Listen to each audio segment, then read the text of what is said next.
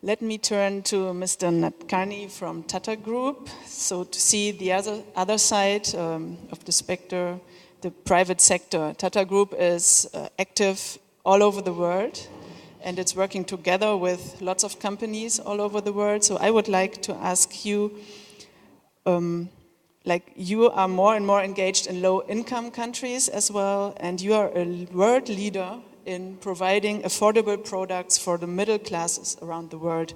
What do you think is the potential of large production and trading firms to promote development in low-income countries? And I think you have quite some interesting concepts to tell about, especially about engagement with other countries, but also about India.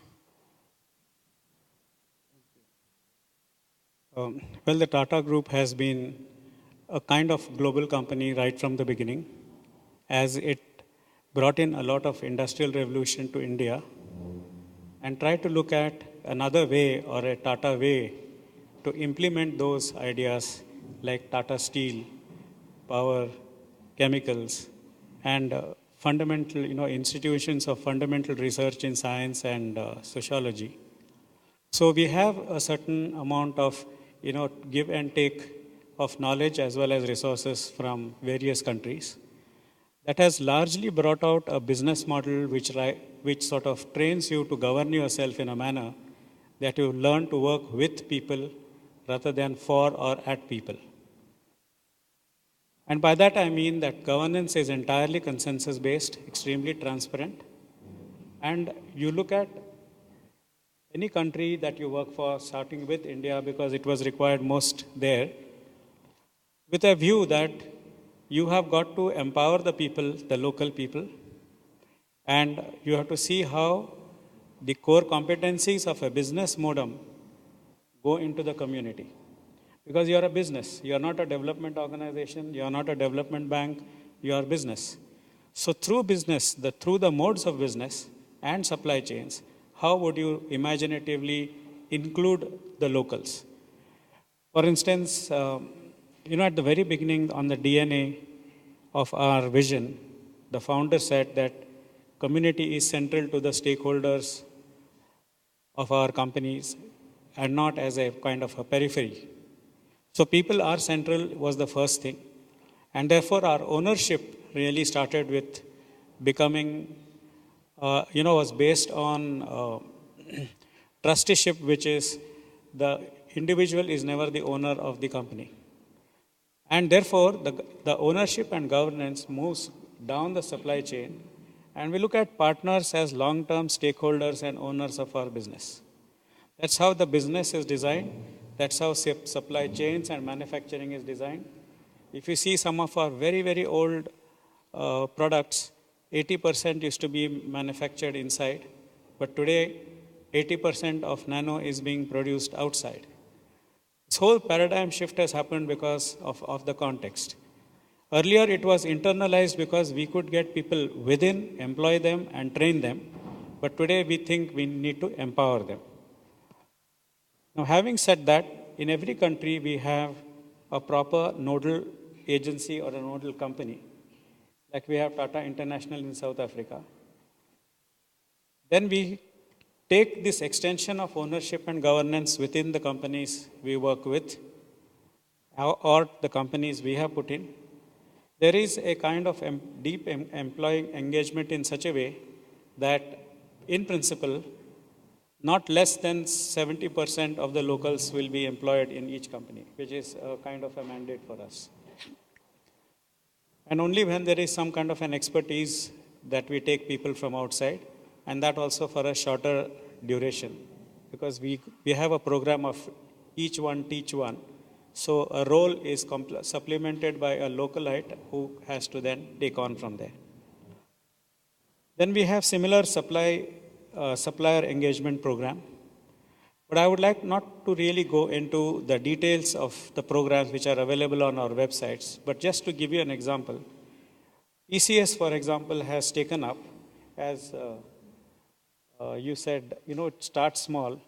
They started with 65 trainers in the adult literacy program. It's a very innovative programming language by which completely illiterate people can read newspaper headlines in any language in just 40 hours of learning.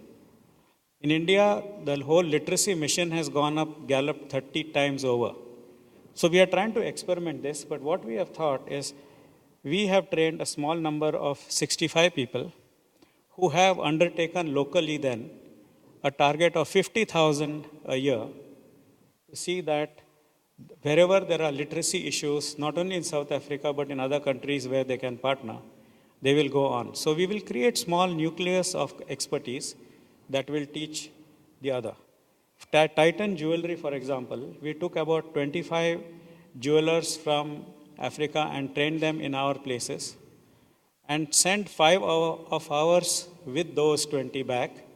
And these 25 have, I believe now, crossed over 1,500 people who have been taught the art of jewelry making, and they have been formed into cooperatives of jewelry manufacturers so that they stand on their own. Then Tata Steel and Chemicals have really tried to look at subsidizing health, education, hospitals, and help them to make them enterprise solutions so that they can take on from there. But all I can try and say is on this question, the idea of the fact that an enterprise doesn't belong to you as a person, even in this country, even in India, has taught us to realize that whatever you create doesn't belong to you. It belongs to the co-creators. Therefore, it's like a trust, public trust, and whatever is generated, there's an integrity to give it back, and there's a mechanism to do so. For instance, the whole Tata Group is owned by trusts and not by individuals. Similarly, when we go out to other companies, we encourage them to try and build similar ownership structures so that stakeholders are long-term partners and then owners of the business. Thank you. Let me just add one short question. When you are thinking about getting active in low-income countries and working with small and medium enterprises there, could you just in one sentence say what are the major obstacles you meet, or is it not to be globalized like that? To say it in one sentence, it is really putting in together that the relationship between the supplier, the supply chain, SMEs, is not a one-way traffic wherein it's all techie kind of thing. You supply us this material and then that's the kind of relationship. We have two other levels at which we try and create relationships, which is one at the credibility, the costing, the methodologies, and the credibility of giving your products and supplies on time and with no surprises. That's the techno-commercial aspect.